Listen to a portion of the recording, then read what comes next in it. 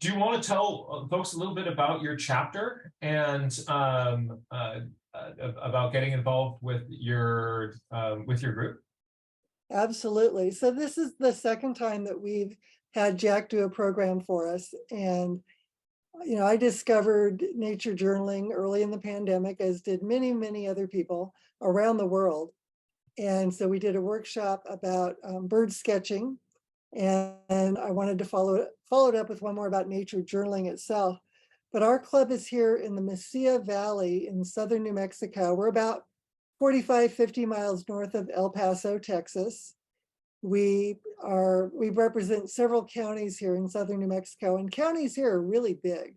So we cover a lot of land in the Chihuahuan Desert. We've got people who have been active in birding for a very long time, and we've had a great influx of New Mexico State University students active in our club recently. And we have regular bird walks. We do monthly, at least monthly Zoom online sessions with different presenters. And then for summer, we're going to have birds and beer. So you can find more about us. Just Google Mesilla Valley Audubon Society. We've got a website with information about what we've got going on. And we're just really excited to bring people from wherever everyone is from to join us in this session with John Muir Laws.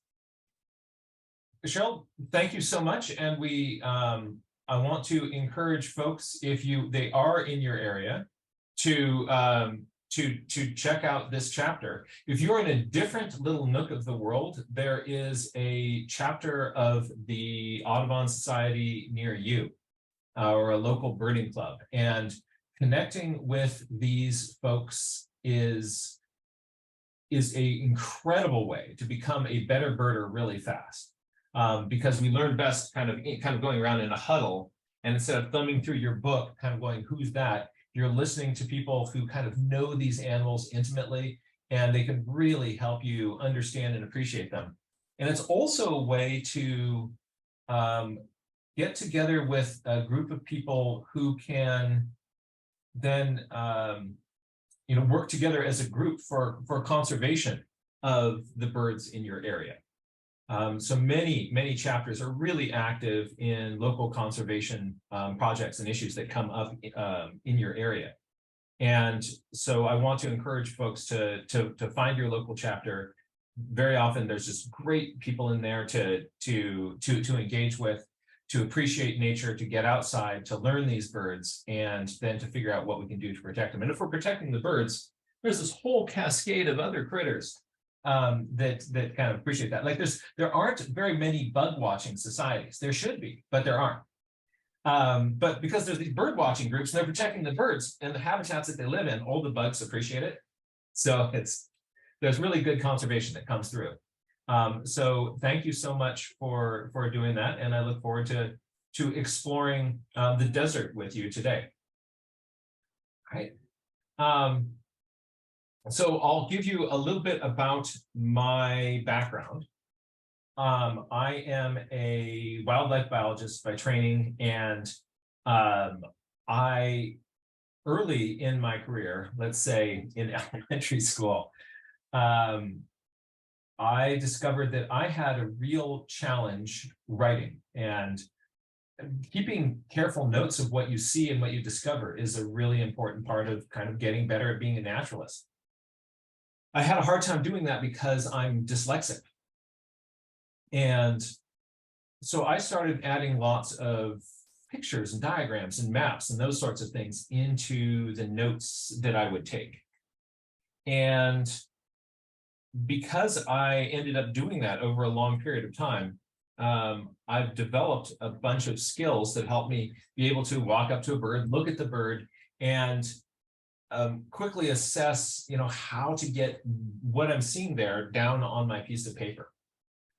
And so today I'm going to show you several things. One, I want to kind of do a quick look into some of my journal, so you can see some of the notes that I take in the field.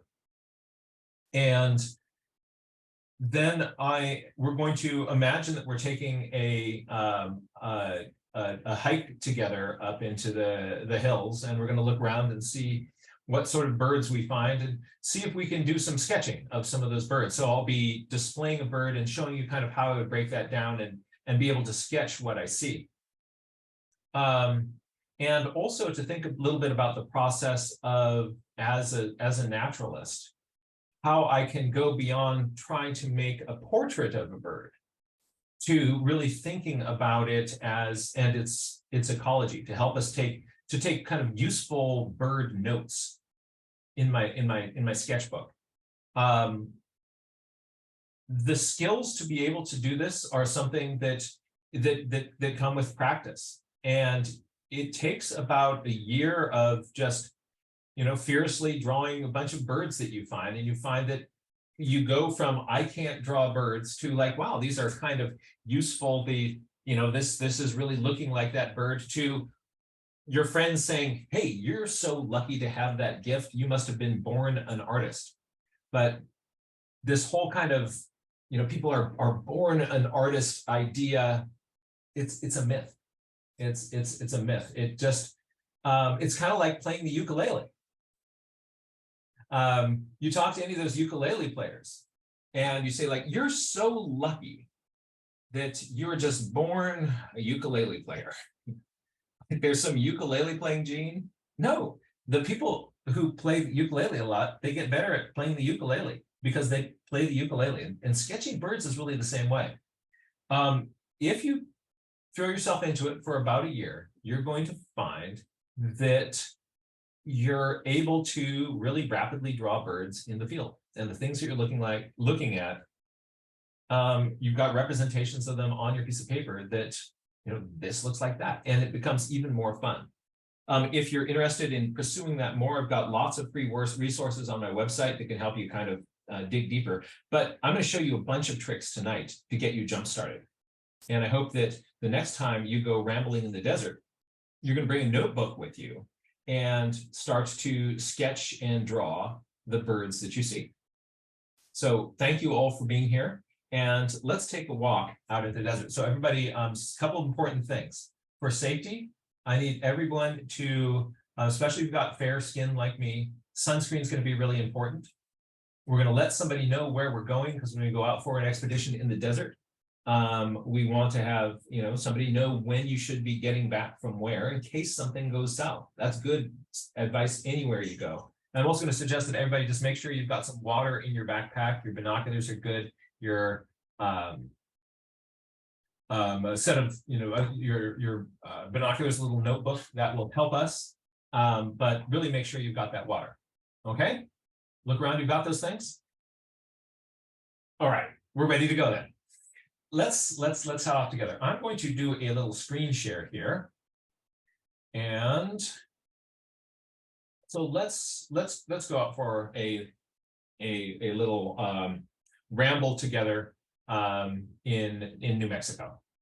And very often, any place where there is water, critters are going to show up, and people who love the desert, they kind of know all those spots. Somebody told me that up in the hills here, there's a little bit of things are greening up, and there's been some recent rains, so we might have a chance to see some birds. What I will often do as as I'm heading out into into the field is I will hold on, actually I need to do one thing. I'm going to change my microphone.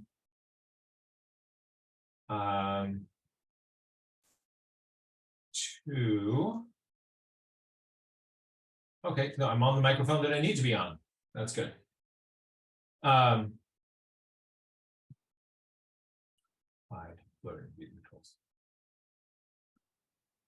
So I'm going to be trying to keep some notes today about everything that we see. And when I do that, I will sometimes bring my notebook with me, but I find that I'll be hiking around all day. And at the end of the day, I get back, and it's easy for the entire notebook to have stayed in my backpack the whole time. If, however, I make some marks on this page early on, I find that I then follow those with more notes and more notes and more notes, and I get back at the end of the day, and there's a page that's just chock-a-block full of all sorts of notes of the place that I'm in. And so a great way to start is to put just the date and the weather and the location onto my page. And so today is May.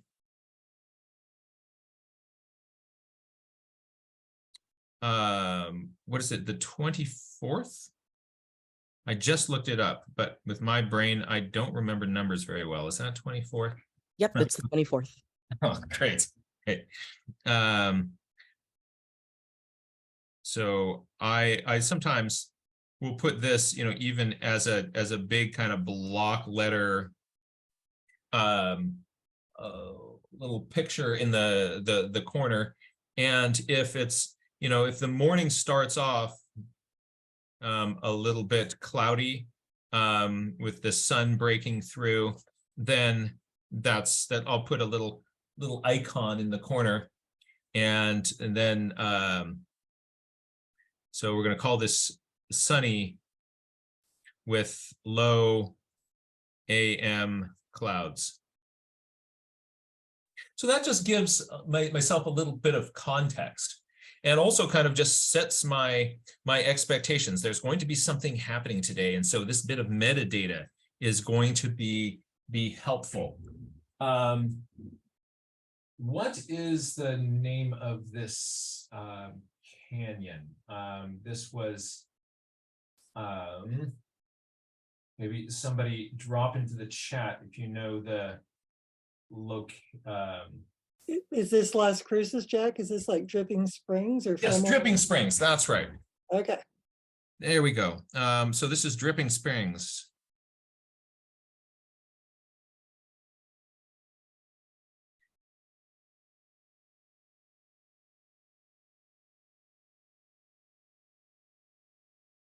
And I'm going to draw a few little drips down there. And why do I draw those drips? The reason I put in those little drips down there is just because it's a little bit goofy, it's a little bit fun. And I find that if I am playful in my journal, it just changes the way I think about things and makes everything, if I'm having fun, then my brain is often just a little bit more creative. And so I will often, put things into my my journal that are just a little bit silly, a little bit goofy. But you'll see that is then combined with, these actual scientific observations. So I can go from, I'm going to let my goofy side out. I'm also going to let myself be, and sometimes like really, really careful and really, really precise. And so we start heading up the trail. I'm going to do a little sketch here to kind of help myself kind of feel grounded in this place. And one way of doing that is just to do a little landscape sketch. And you notice that I said a little landscape sketch, because here's the thing about landscape drawings. If I take this whole sheet of paper here and I draw a landscape drawing across it, that will take a good part of my morning. The people I'm hiking with are going to get tired because they want to go see some birds. And it's also going to take most of our time here in this little session. But what if I could do a little landscape drawing in about 5 minutes? And just to kind of give myself an anchor of what's going on. Let me show you how I would go about doing that. I'm going to make a little up here, kind of to be kind of just part of this introductory part. I'm going to do a little landscape drawing, and look at the size of this pencil here just for scale. And you see that if I were to draw in this much space, that's about 1.5 inches by 2 inches. That's not a lot of territory. And I can fill this fast. So my dear friend Avea is sort of helping me with this this workshop here. Avea, can you take a look at a watch and let me know when 5 minutes are up? We're going to do a whole landscape drawing in 5 minutes. Absolutely. All right. When you say go, we'll go. And go. All right. So I'm going to just sort of block in lightly that there's ground down here and there's some rocks up here. There's a big thing of rocks on the right-hand side and little ones sticking up in the middle. And then it's got another little friend on the other side. Notice that this is all light and loose and scratchy. And that's on purpose. At the start of this drawing, I don't want to be putting in a lot of detail. I'm just getting kind of placeholders, and then I can refine those. For instance, this rock on the right has a big bump of rocks, then there's a little space, and then there's another big bump of rocks and a little bit of a slope. What about the one in the middle? It comes over, it comes down, it comes over. What about the one on the right? It's going to be just a big bump. Right. There I go. That's my background sketch. And now I'm going to put, kind of working from the foreground to the background, I've got some little bushes down here, and there's some bigger plants sticking in. We've got a little bit of a trail that is coming down towards me. Now, I've done this sort of thing before, so that makes it easier for me. The more you draw, the easier it becomes. So it's part of this is just that I've made a bunch of sketches before, and so that kind of helps me be able to do this. Here's just one little kind of hillside in front of me. We'll put a few little bushes on it. But the more you practice this, you find that the easier it comes. Here is one hill. We're going to come up, and I just keep my kind of eyes on the hill. It has a bump that sticks up. It has the second little bump that sticks up. It has on the other side of the valley. And you notice that these aren't exactly the shape of these mountains, but it's close enough that this is really going to help me remember being in this place. On this hill in the background, I'm going to draw that in really lightly. And those lighter lines make it feel more in the background. Also, on these ones in the foreground, I can put a little bit more detail in there, and then I'm good. There's a little bit of a just pen sketch. And how many more minutes do I have, Avea? You have approximately 2.5. 2.5. So let's take those 2.5 minutes and throw a little bit of color into it. I'm going to put a little bit of blue into my sky. And there's some clouds up there. I see skies of blue, clouds of white. And that just sort of reminds me, like, wow, this was this interesting kind of slightly overcast morning. How nice. Then we have some of these hills in front of us. And I'm not going to get lost in detail with them. I'm just going to put a little bit of, here I'm putting in some sort of purplish gray paint.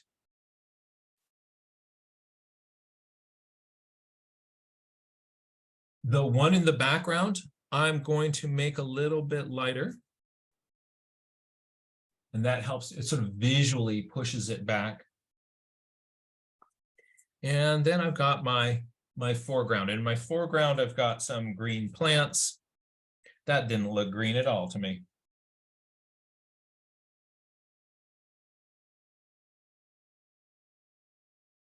And it may not be exactly the right color of green, but it's not easy being green. So I'll give it some, cut it some slack there.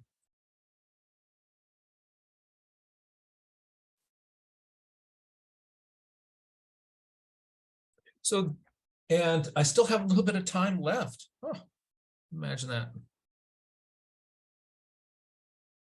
So there's a little tiny landscape drawing that just kind of helps me kind of remember, like, wow, this is this really cool mountainous thing. And there are greens coming out in the hills around me. wow, that's really neat. And if you ever draw a little sketch and you are feeling to yourself like, I don't really like part of that sort of visually, like the inner artist, my inner critic kind of comes out and messes with me. Here is the best trick for improving any drawing. Instead of having the drawing have to carry all the weight, if I do this, I'm going to just draw a little line in here, and I'm going to say light clouds. And it's been officially 5 minutes. Excellent. So I've finished my drawing. I'm now on to making some notes. And there are, there's small patches of green.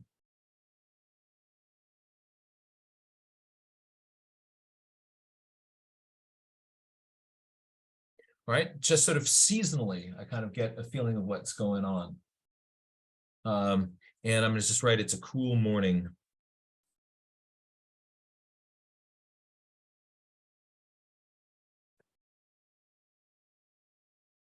And oh, wait, whoa, whoa, whoa, whoa, whoa, whoa. Look up there by the cliff. Look up there at the top. Is that, look right up there on the one on the left above that. Is that a golden eagle flying by?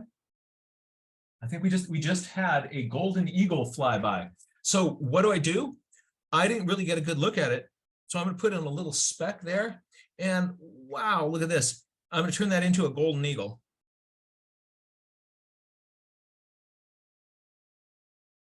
Wow, it was a golden eagle. It was an adult. So just by putting in that label, I turned that speck into a golden eagle. So you see the little landscape like this that's annotated is much more fun, much more dynamic. And I just made a blotch and I've already recorded my first bird of the day. So actually, let's kind of keep a bird list as we're kind of going up the trail this morning. So that we've got a golden eagle, and we have one of those. That's fun. And there were those white wing doves that were in the parking lot, and there were 3 of those. Cool. So I can keep a little list in here of what I'm seeing. Here I'm going to be using a little dot line technique for kind of keeping track of how, black-throated sparrow.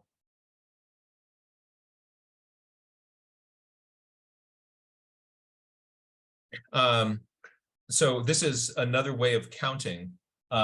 Essentially what I do is, instead of little hatch marks, the first bird I see, I put a 1 dot down, second bird is a dot, third bird is another dot, fourth bird is another dot, fifth bird, 6th, 7th, 8th, 9th, 10th. So every 10 birds is a box with an X through it. So it's really easy this is a better system than doing this,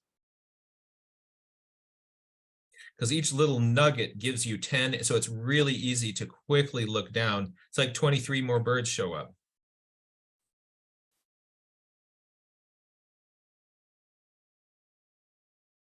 Right?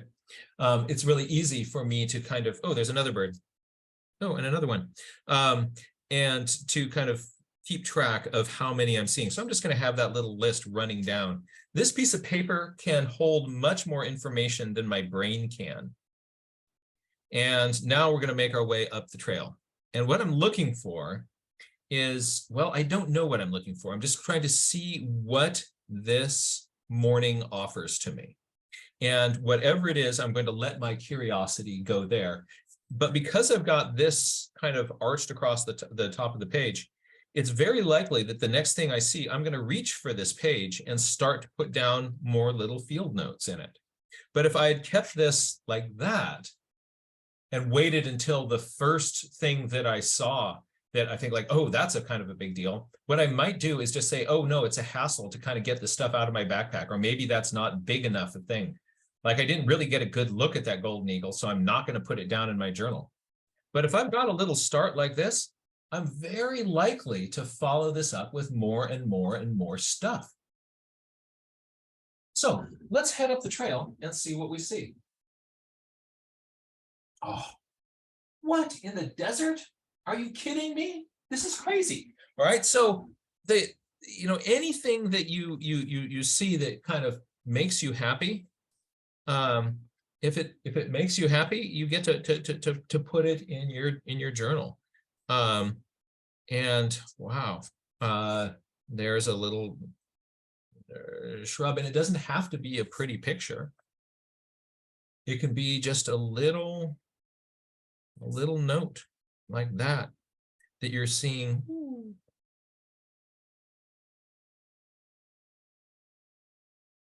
Waterfalls.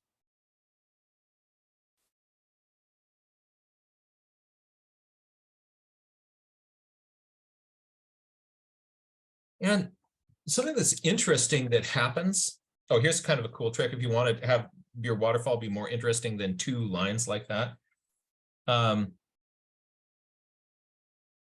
If you want your waterfall to feel bright, the secret to doing that is that the rocks around the waterfall are dark. And the darker those are, then the brighter your waterfall feels. And water often does this really interesting thing of staining the rocks that are next to it dark, so that white of the waterfall is then against this little black zone, and that makes it pop out even more. And so I'm going to put that in my journal. Now I'm thinking, like, this is really interesting rock. Like, what kind of rock is this? It's got all these little ridges. Is this a sandstone? Is this a chert? Like, anything that you don't know, that you're not sure about, what you want to do is to write those questions down in your journal. And so what I'll often do is just kind of annotate these little notes with just saying, what rock is this?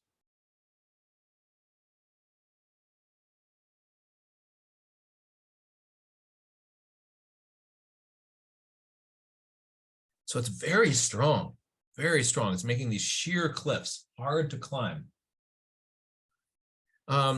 There's this interesting black staining kind of coming down. I know it's kind of off the camera, but like, what is that stuff that is making that? So I can also, like, what makes the black streaks?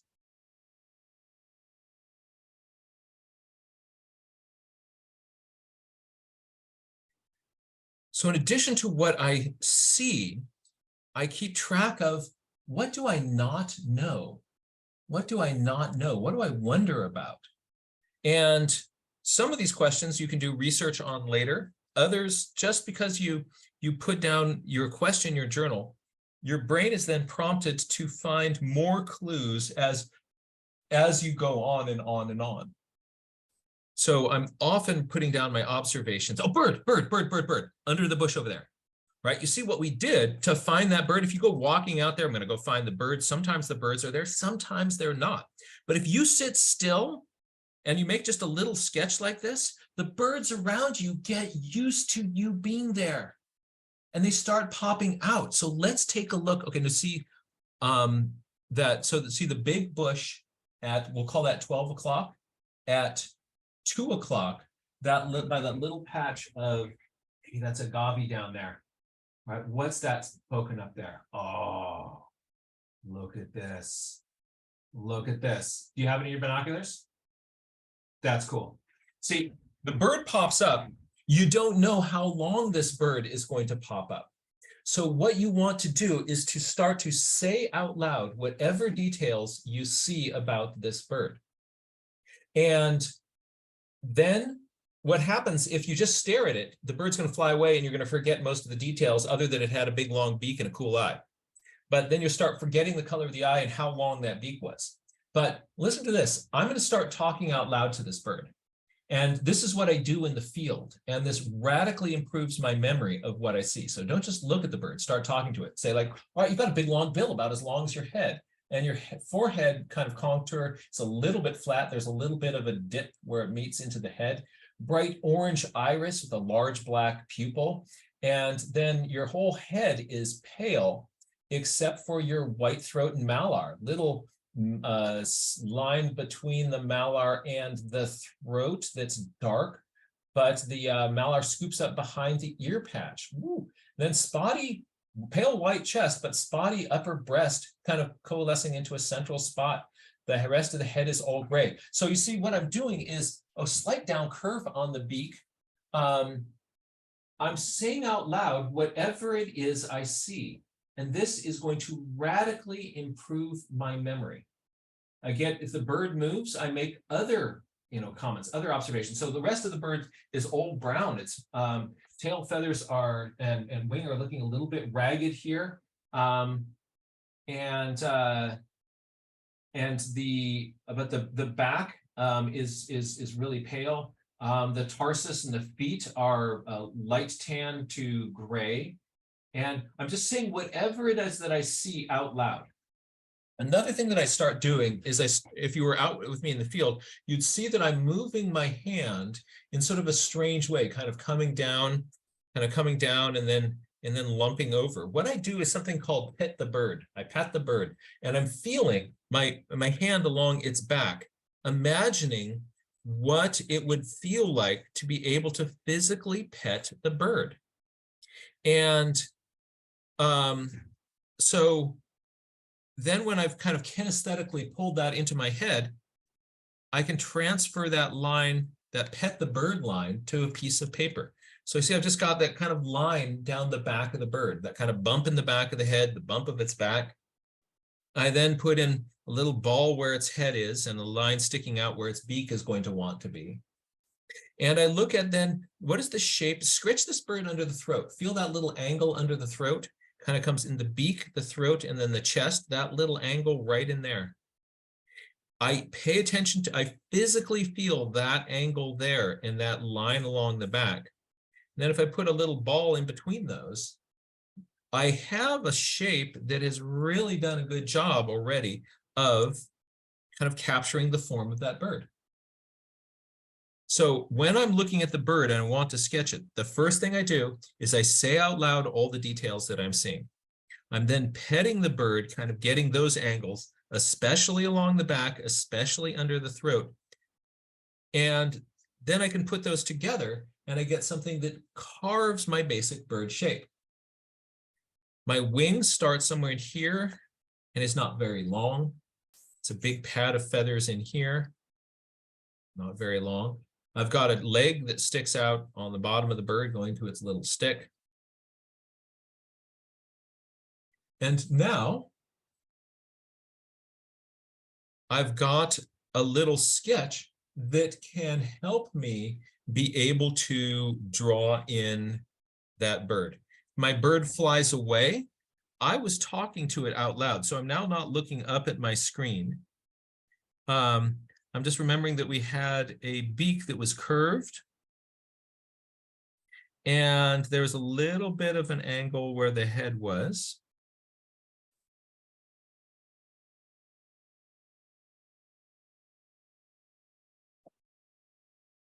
Let's see.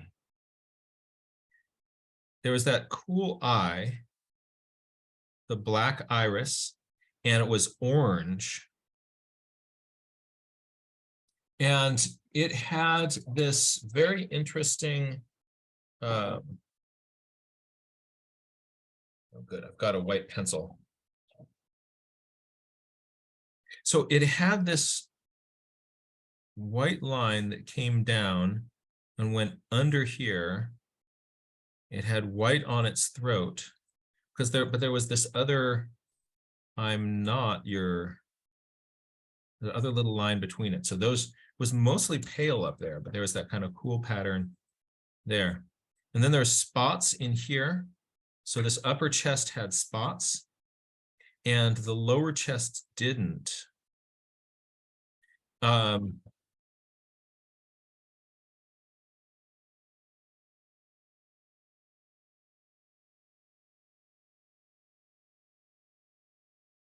The wings were pretty raggedy. So I'm going to write ragged wings.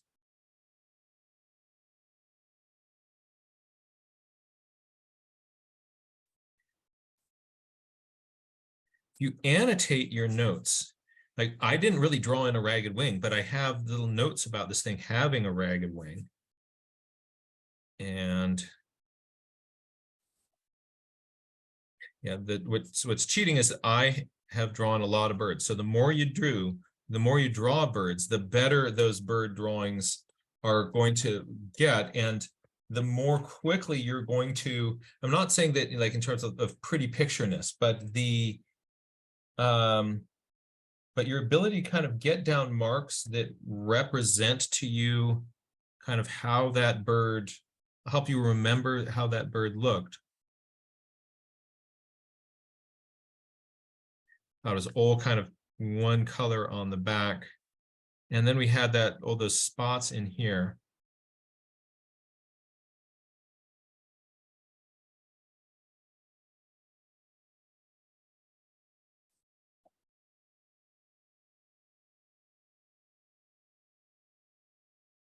And it had a darker beak. And sometimes I save dessert for last, because doing this is going to be fun. Oh, that was fun. Getting to put that little orange in the eye. So this is a thrasher. I didn't bring my bird book with me. So it's a thrasher. And I'm going to have to look up what kind of thrasher it was. It sort of popped up on this bush for a little bit, then hopped down into onto the ground. So it was first on the ground when we first saw it. Here's a little bush. Here's a bigger bush. And some more. So number one, it was on the ground. It hopped up briefly up here. So one on ground. Then it hopped up for about a minute. Then back down on the ground. Lots of rustling around. Couldn't see it anymore.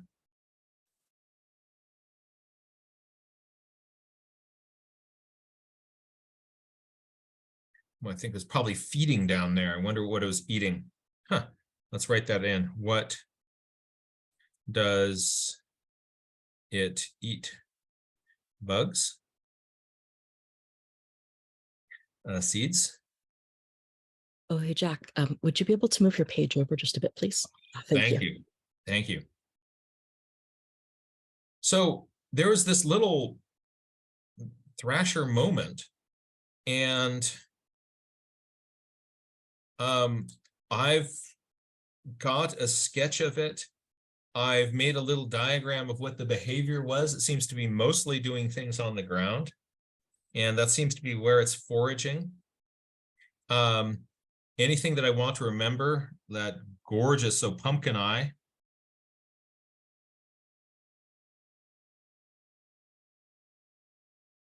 And curved bill, right? Things that I really want to remember. I can put highlights in those. Ragged feathers. I wonder, when will this molt?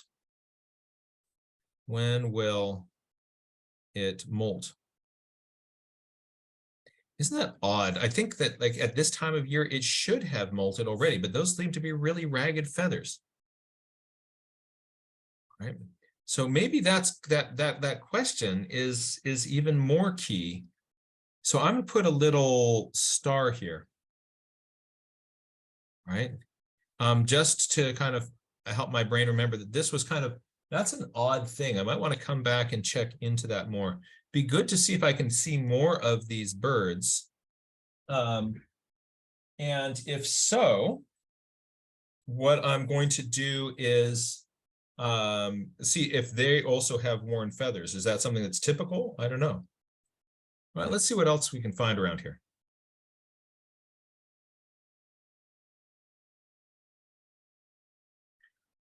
Right. As I kind of go hiking around, I kind of keep my eyes open for anything that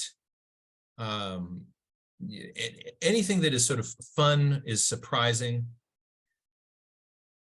And you never know what nature is going to give you. If there aren't birds, just do a little waterfall study and birds will pop up.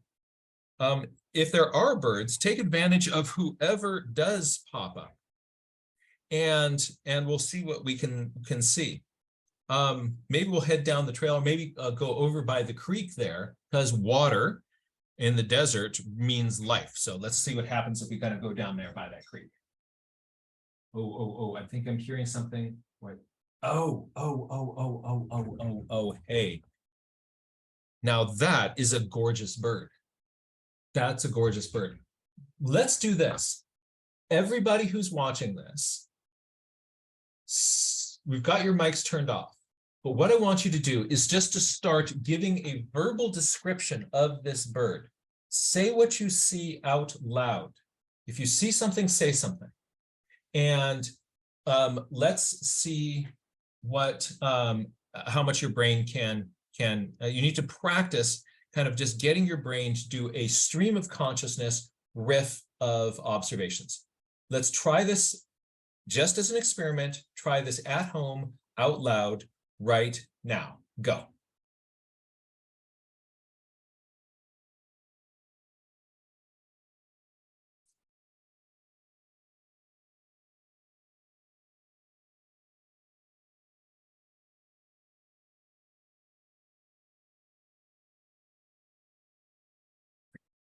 I'm going to interrupt you. I'm hoping that behind the scenes there, I didn't look at the my gallery view to see if you were really saying things out loud. But if you decided just to sit through that, I think you just missed out on something, because what you're going to find is that if you start practicing this verbalization of what you see, your visual memory is going to radically improve. But if you don't do it here, you're probably not going to do it out on your next bird walk. Let me just kind of riff to you what I might say. Okay, very so gorgeous blue bird, very vertical posture, looks cute, big old head, two-tone bill, little cone, dark by the eye. There are dark spots on the wing. The secondaries, the tertials, the coverts have sort of interior black parts. The primary feathers are a golden brown. One of those are from a sort of previous molt, and it hasn't changed those yet. Interesting. Tail. So see what I'm doing is I'm just saying whatever I see. And if anything kind of registers to me as like, oh, that's weird, as I'm doing that, I'm going to say that out loud. You really want to, it's going to help you to get in the habit of saying what you see out loud. Let's put this bird down, just because this is it's a stunner. And so as I kind of feel across its back and its tail, I kind of get this very vertical thing. So I'm going to build the whole drawing off this line. And because I'm doing that, my bird will have the right posture. Different sorts of species of birds, they'll sit at, so we've got our thrasher, hold on. And I don't know what type of thrasher yet, because I didn't bring my bird book, and that's okay. But if you bring a journal, you're fine. So I'm going to build this whole posture out of there. So how big is the head compared to that back line? And then what is that angle in front of its throat? It comes down, it comes out. See, just the same thing, kind of getting that underneath the bill, throat angle. I'm doing the same thing here. So this is a totally different posture, but it's the same process. So when the bird pops up in front of me, I kind of have a place to start. And I like to initially block my bird in with a light colored pencil.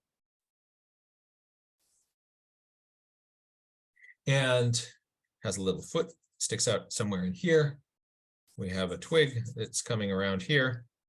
And that wing starts somewhere in here.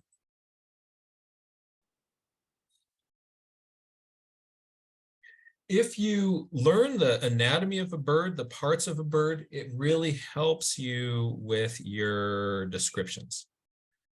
Initially,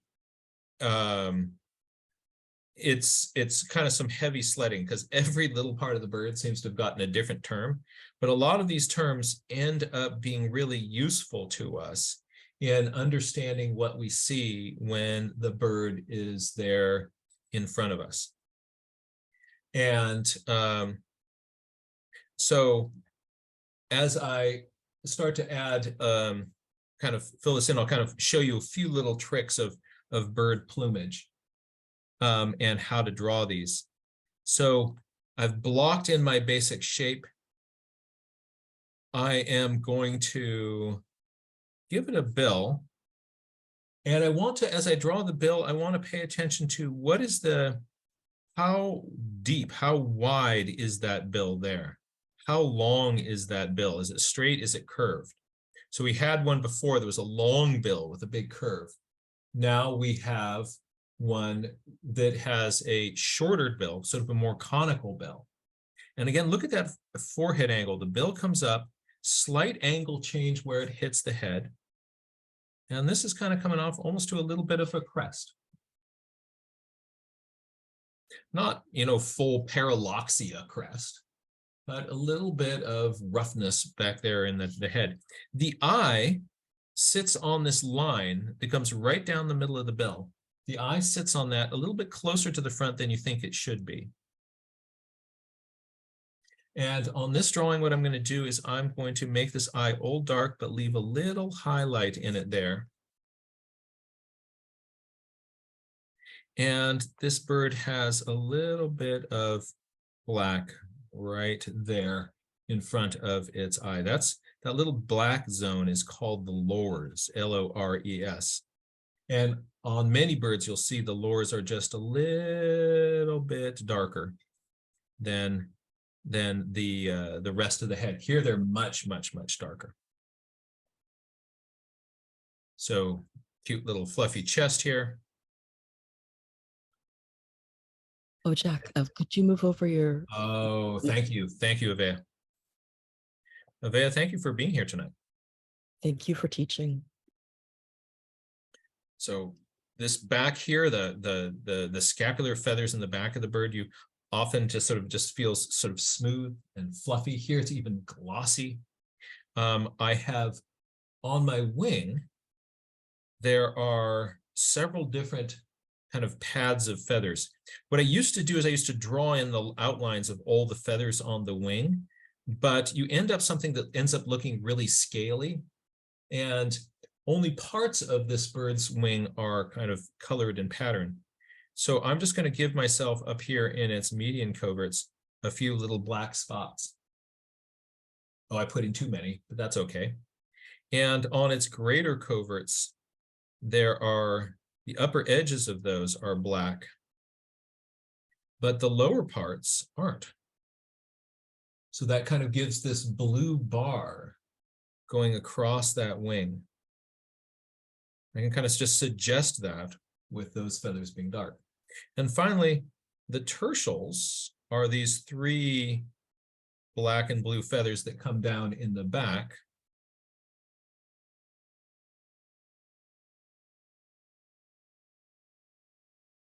So I'm really only drawing in the parts of that wing that are really dark. The rest, I'm just going to let it be blue. Again, what I used to do is I would, and it's helpful to kind of figure out like what are all the feathers of the wing and how they overlap, and I'd draw in all those feathers, but then you get something with all these lines kind of going this way and this way across the wing. Here I'm just kind of put in a simplification of that. But that simplification has come from just studying bird wings for a while. I do have some free tutorials on my website that are just sort of about understanding kind of some of the bird anatomy and how to draw some of these feathers. Little tail sticking down, black, dark tail. And we have our bird foot. Bird feet are often weird to draw. There's one toe that goes back. And then there are three that are wrapping around the other side. Here we can't see those. And what a beautiful bird. So this little gem is an indigo bunting.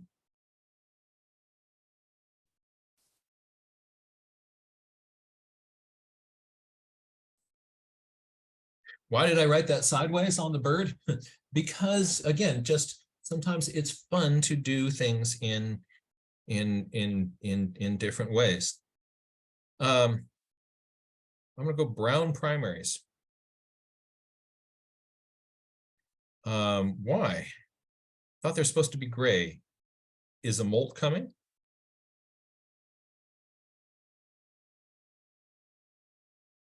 Can you age birds by what part? How old? How old are you? Interesting. And now let's think about the colors on this. It'd be really tempting to call this a blue bird, but only part of it is blue. It's got a blue head. What's that color on most of its body? If you get into sort of studying colors, you're going to find that there's a very useful color that in Russian, they make a distinction between this color of the back of the bird and blue. So in Russian, they don't call that color blue. So blue is the color of the head. An English word for this same color here is cyan. So we have this cyan body and wings. So here are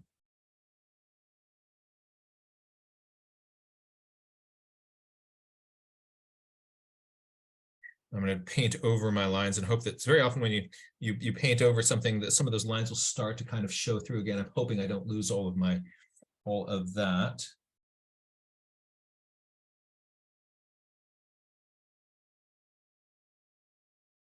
So I've got a sort of a cyan head and some tail here. I am losing my black spots. That's all right. But on my head, I've got blue.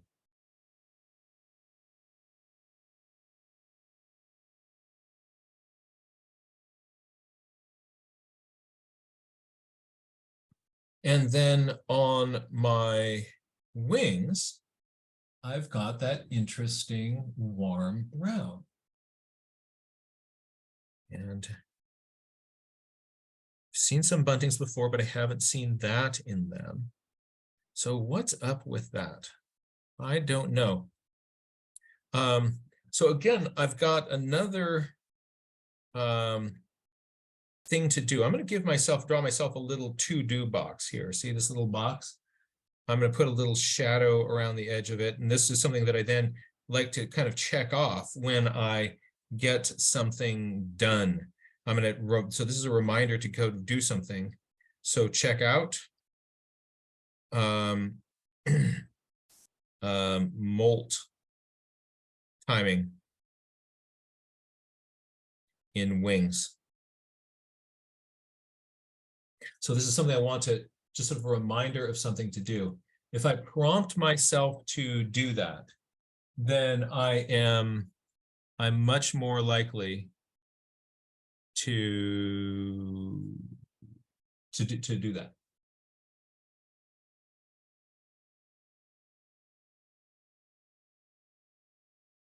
And what are you on? You're on something on screen. Wow, what a beautiful bird. And then let's give it a little bit of dark on its bill and that little lores area. So a beautiful bird.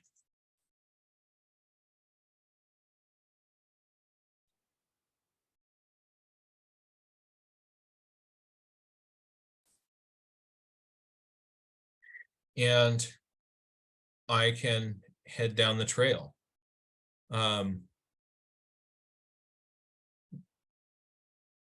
Anytime I get a really good look at a cooperative birds, and telescopes actually are terrific for this.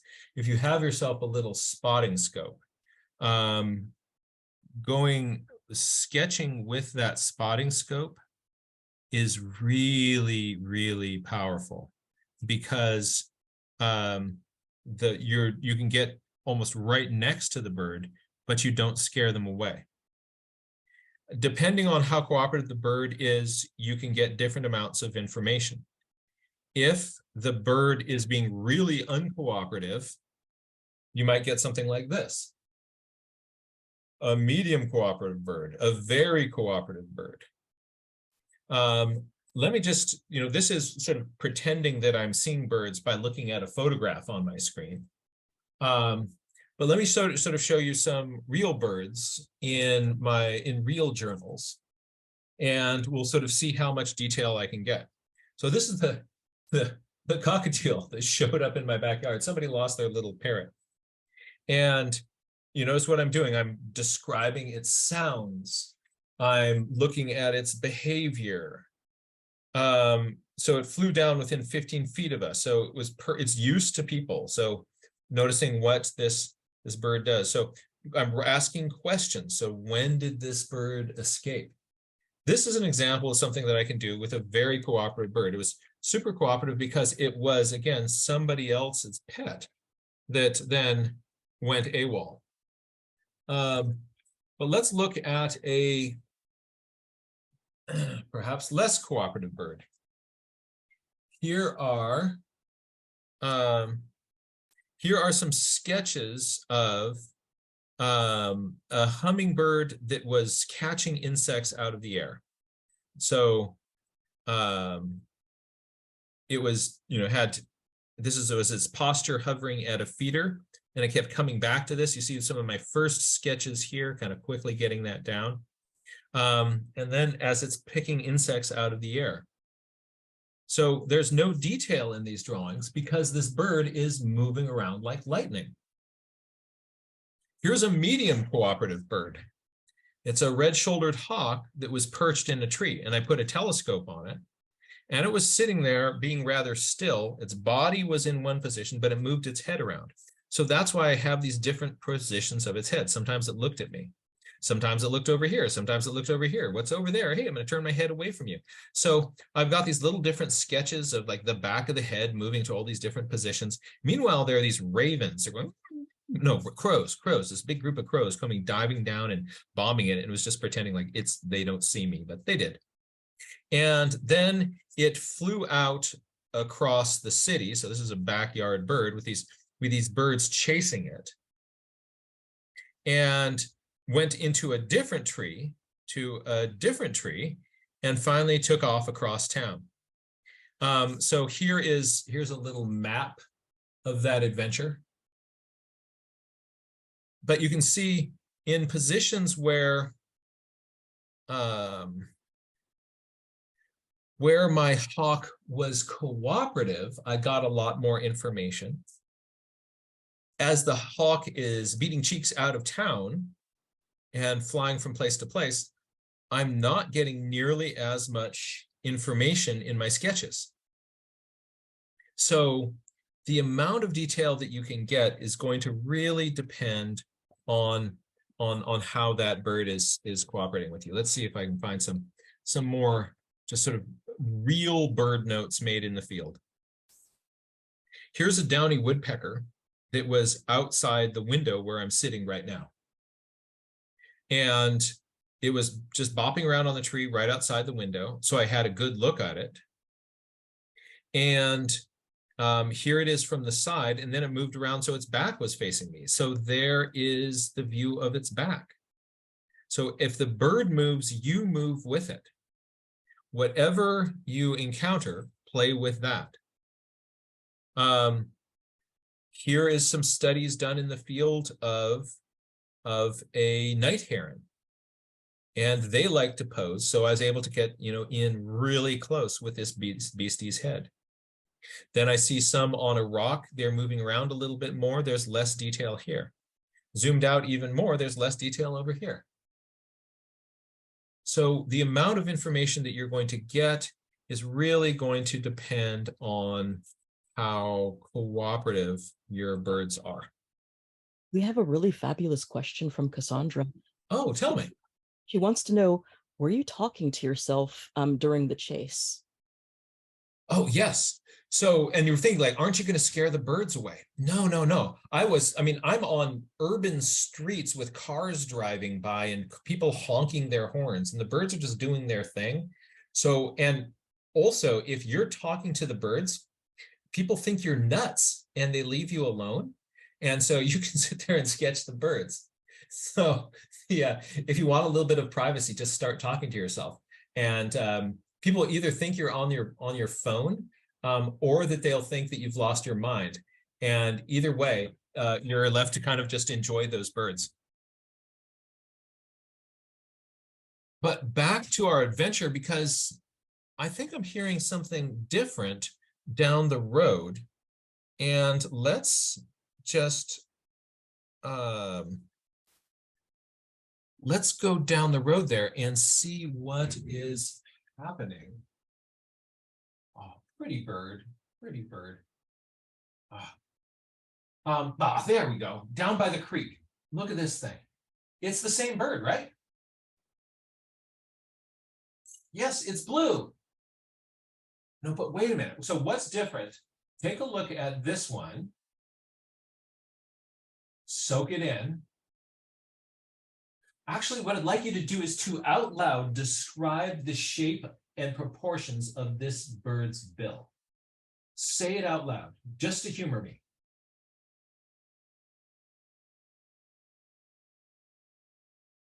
Now, let's do the same thing here. So very often when we're starting to bird, people are focused on color, but they're not picking up on things like proportions. And proportions are, how big is it? How thick is it compared to how long it is? And if I pay attention to those sorts of details, I'm going to develop as a birder really, really fast, because sometimes you can't see the color very well, but you're always going to be able to see these proportions, even on a bird that's backlit. Look at how deep this bill is, how deep it is across here. Compare this length across here with how long it is. Then we go back to this little one. Look at that little bill. Like, let's use the eye as a unit of measurement. Maybe that's 1.5 eyes deep here. What do we have over here? Okay, 1 eye, 2 eye, 3 eye. Maybe we've got easily 3 eyes there, 1.5 eyes here. Wow. All right. So this bird is going to be a not very cooperative bird, because it's just going to stick around for a while. So here's what I'm going to do. I'm going to say out loud everything that I can, while at the same time, my hand is going to be doing that pat the bird motion, so that when it goes away, I'm going to feel under its throat. Right. So you've got a little bit of black around your head, and the upper part is kind of a thin crescent of your bill, and it's big triangle, slightly longer than it is wide, totally flat across the top of your head, down to the back. Big orange or red stripe, then an orange stripe in your wing. Edges of your secondary greater coverts are blue, and in your primaries they're white. Oh, that's cool. Blue in your tail, blue in your undertail coverts with a little bit of white edging on that. Oh man, bam, you're a cool bird. No, don't blue it. No, I hate that.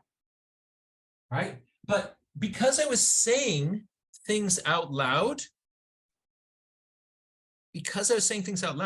I've got a chance of kind of getting some of that down. So I'm going to make a bunch of sketches here, because this isn't a really cooperative one.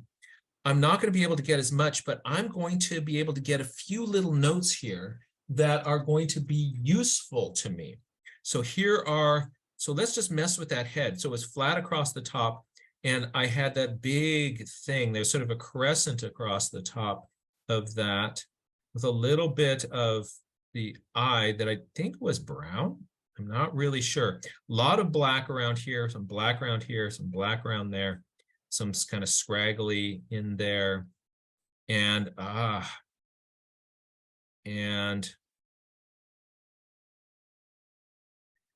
that was neat. Now, what about, I'm going to kind of zoom back and kind of, my bird had had a red brown and then a pale brown stripes in its wing. There were white edges in the primaries.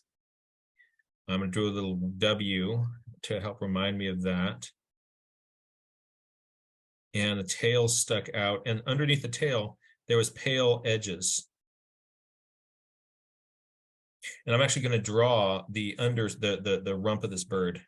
So there's a little rump here, and there are these little crescents. I remember these little crescents like this of white underneath there. And that went into there. And so I'm remembering little pieces of this where my brain really was kind of geeking out. And so this time I'm not going to get like a full head to toe portrait on this bird that was much less cooperative.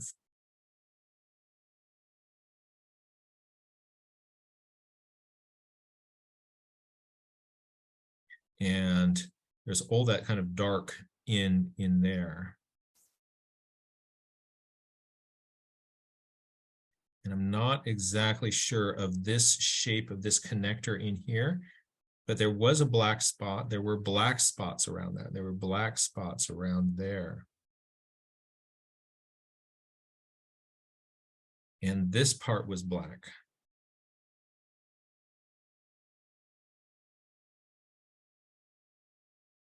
And maybe not exactly like that, but maybe kind of close. So on this little drawing, I've got a red-brown stripe, pale brown stripe,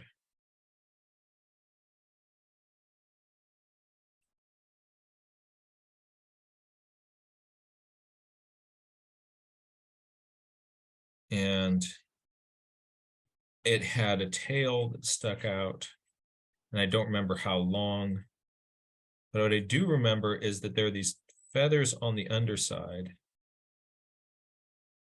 that had these little white edges. Actually, I'll use this. Ooh. These little crescents like that. I wonder if those, I know in some birds, these little white feather edges wear off with time. And it wasn't really cyan. This was a real blue. This was a legit blue that this bird was. So I'm going to paint this legit blue.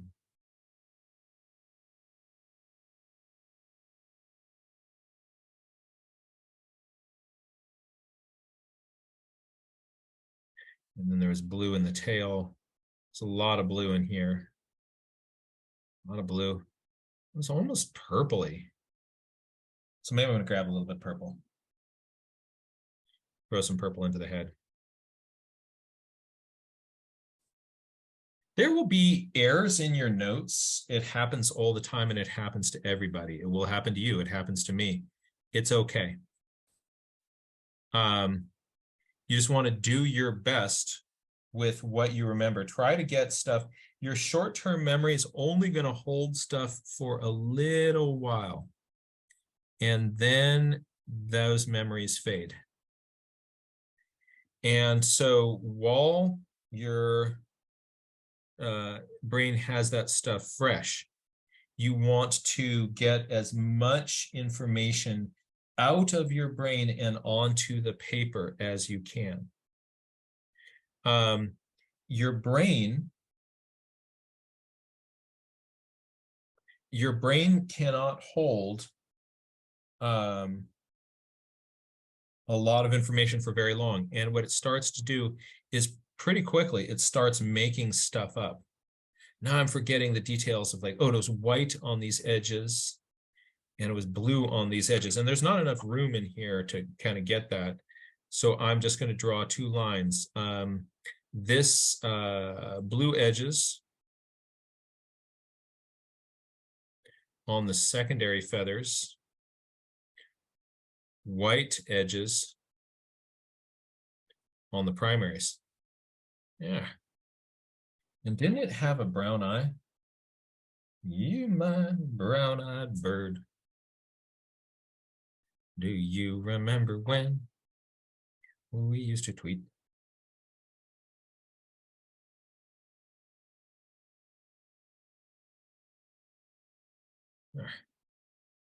So I've got two blue birds, and I can, use this on this blue grosbeak here, this blue.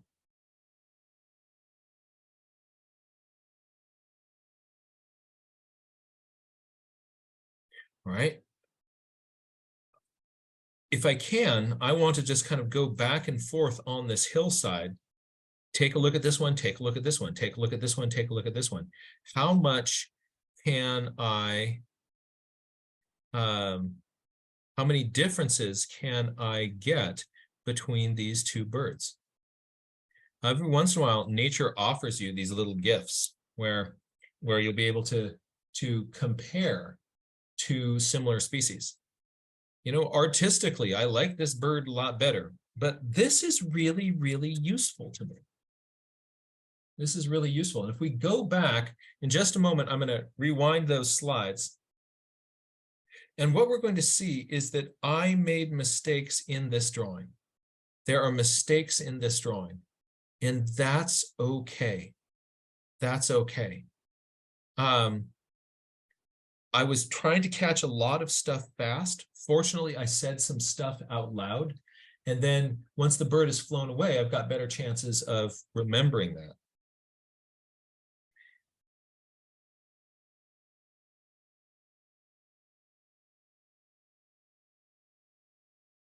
White edges on the undertail coverts. Ooh.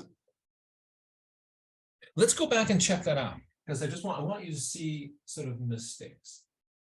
All right, so the pattern of these I didn't get, but there were edges on that.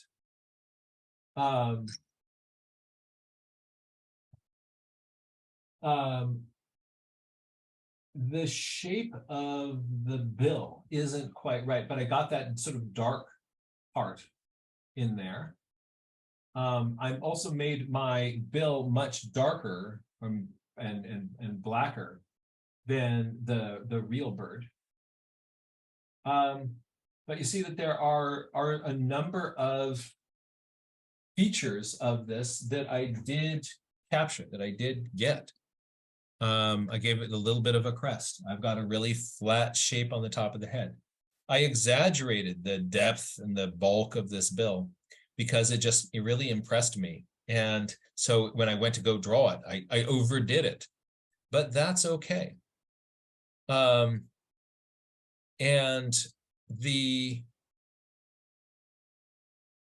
how nice it is to sort of have an opportunity to kind of compare these two side by side. The final thing that I am going to do now is, before I head back down the trail, I've got these two birds with blue on them, and that kind of puts this blue theme to this day.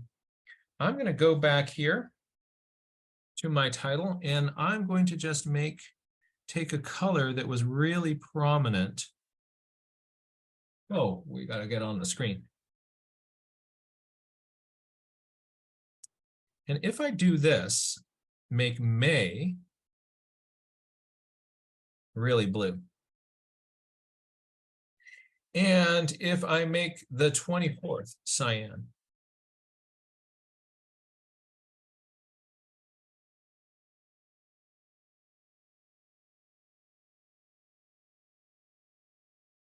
then people see that and they see this, and somehow people think that you knew that that was going to happen all along, and that this was just part of your incredible plan. Just by putting a color that I find here, up here, hey, I can, the whole page looks a lot more intentional. That's just sort of a fun kind of page layout trick. If you find some kind of common color and make an accent somewhere with that. Another thing that I can do as I'm kind of looking over this page, I just want to think about my day here and what went on. I just had this opportunity to see these blue things. Birds can actually see into the ultraviolet spectrum. And so I wonder, how do these bluebirds look to a bird? They're beautiful to us.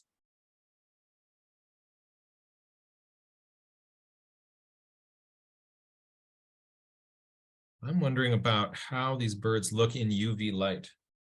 We find that a number of birds have all sorts of, just like flowers do, have some pretty crazy UV reflectance.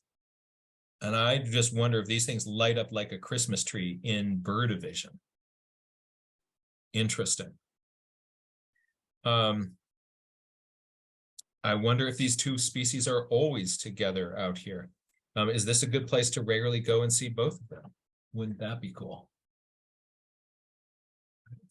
So this then, I'm going to try to move this camera up without, there we are.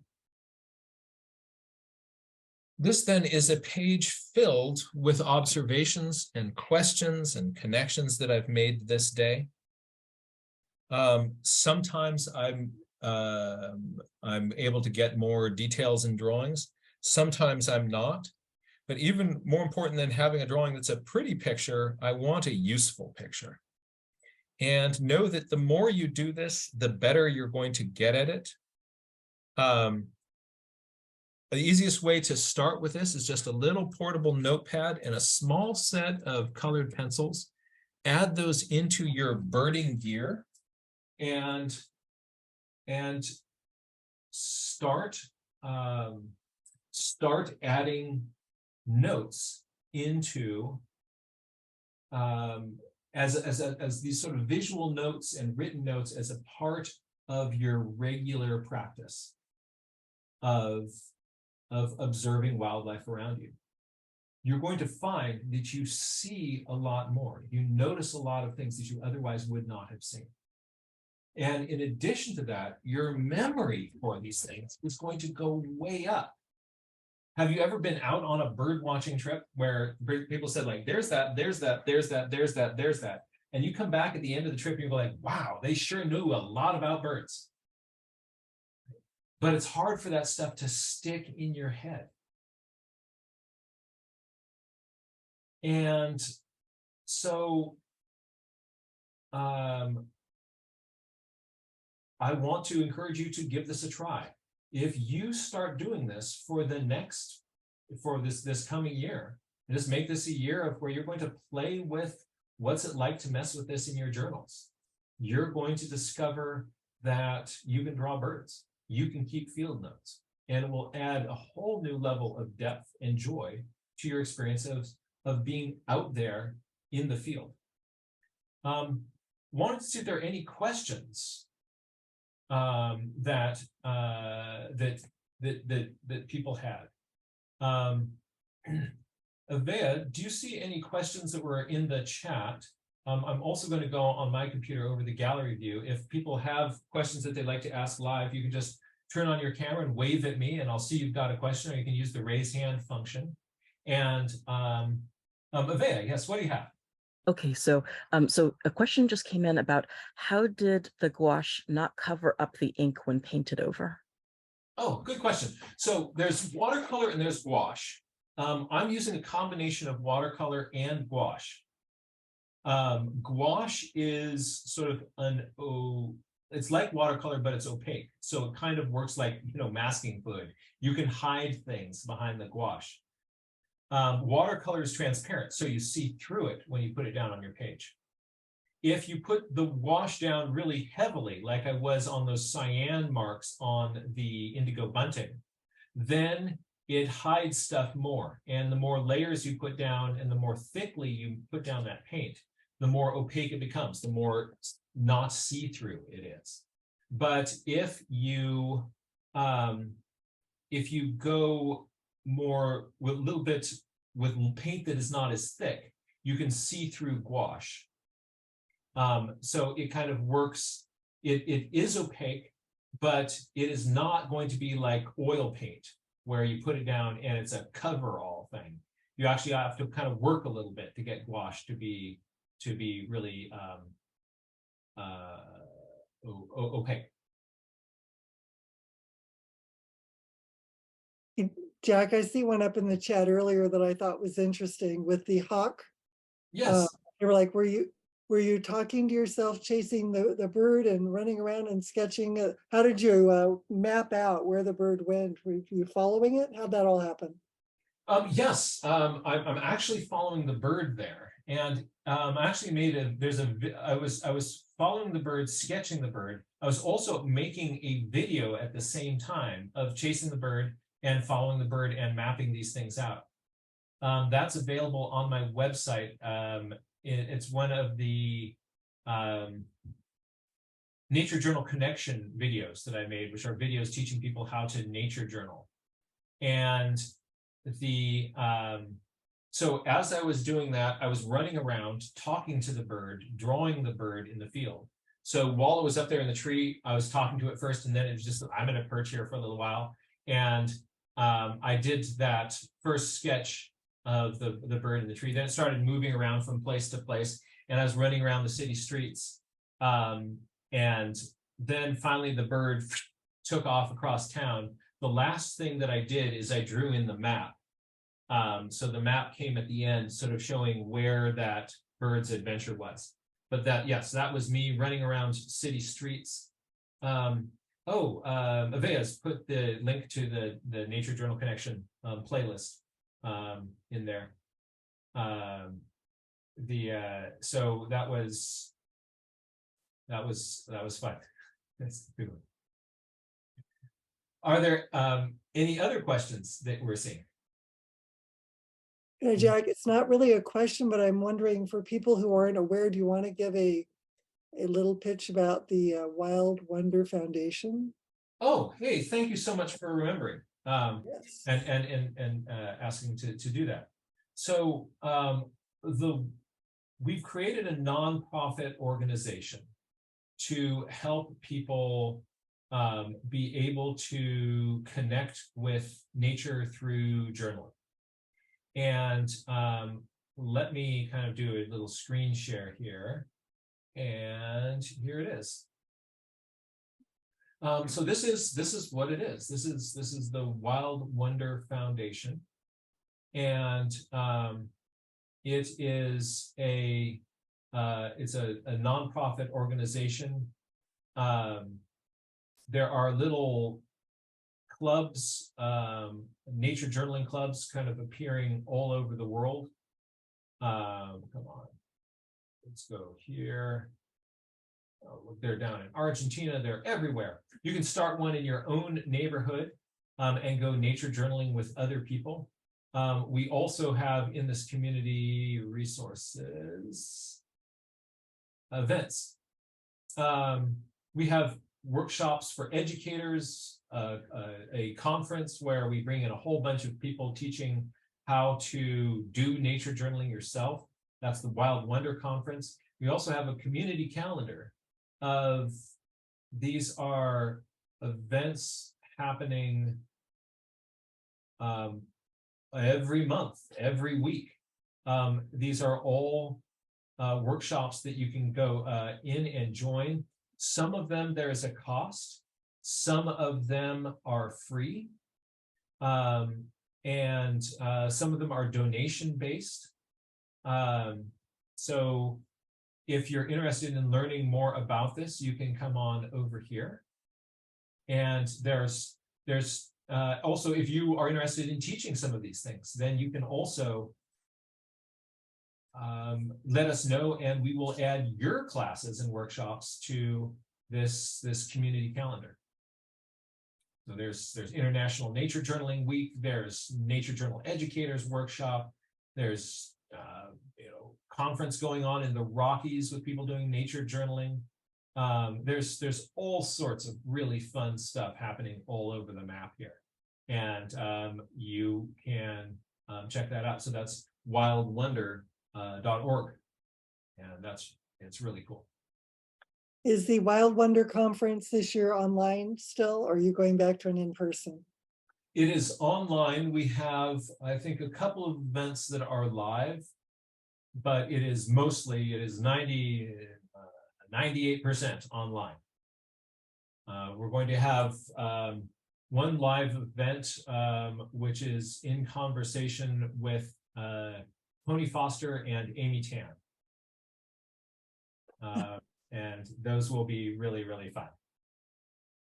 Cool. Well, I've enjoyed it the last couple of years, so.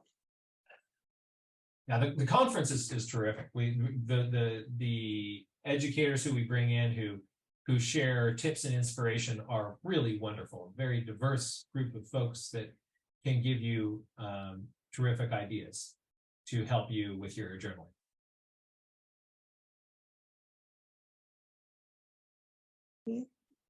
Well, I want to thank you on behalf of the Mesilla Valley Audubon Society for taking us on a walk through the desert and showing people some of the beautiful landscapes and birds that we have here. Dripping Springs that he showed us is right over there to the east are the Organ Mountains, and they're the most dramatic part of the landscape here, and there's beautiful hidden areas up there once you take a hike up there, as we did today virtually.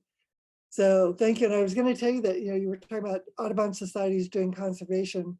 One of the projects our club just did is published a book to create backyard habitats with native plants to support wildlife.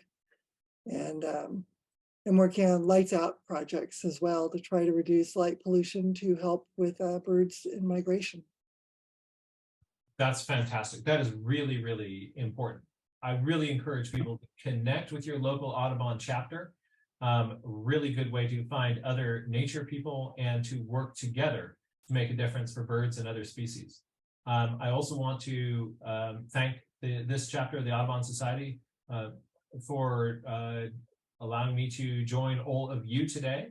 And also would like to thank my friend and co-host, Evea Moore, for helping wrangle the chat and logistics behind the scenes. I'm so grateful and appreciative of you. So folks, if you want to go more deeply into this, I'd like to encourage you again, check out the Wild Wonder webpage and also my own webpage, which is johnmuirlaws.com. If you go there, there's hundreds of hours of free nature drawing tutorials. I will be posting this conversation and event there as well.